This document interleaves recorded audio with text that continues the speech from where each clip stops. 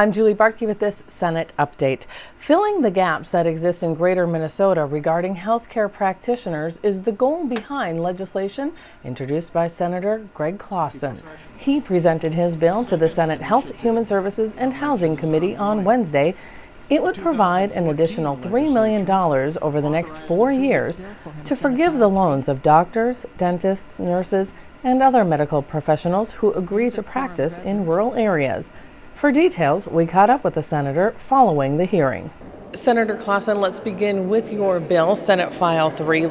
Talk about the recommendations that you say much of this bill is crafted after. Well, we had two work groups over the last 3 years. 2013, the legislature passed a bill to look at the mental health workforce needs in the state. And so we had 150 members attend a summit. We did statewide hearings. We came up with a number of recommendations.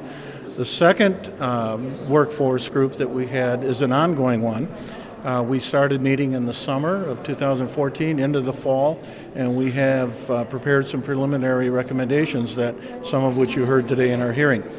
So from those two work groups, one of the recommendations was that we need to take a look at the Minnesota Loan Forgiveness Program to use as a stimulus to provide more professionals out in rural Minnesota and underserved areas.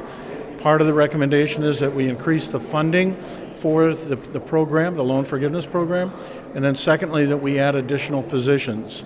Those are mental health workers, dental therapists, and then also rural healthcare nurses. Where do you think the greatest need is in terms of both area in Minnesota, geographical area, and also in terms of occupation? Where do we really see some shortages?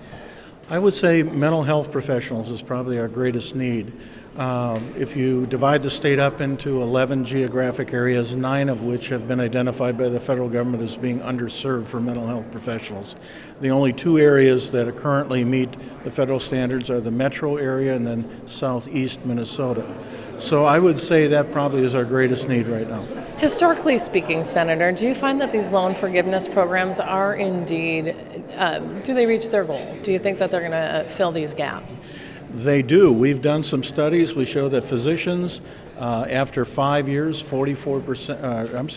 after 10 years, 88% of the physicians have remained in their rural area. We found similar results in looking at other occupations. So it's a proven program. We just need to invest more and get more people out in the rural and underserved areas. There was a little bit of discussion in today's hearing, but no real pushback. Do you anticipate any, perhaps over the price tag? You know, generally, I've received good feedback on the bill. We've identified a real need that we have in the state for our citizens, and we've come up with some solutions. So I think generally it's been well received.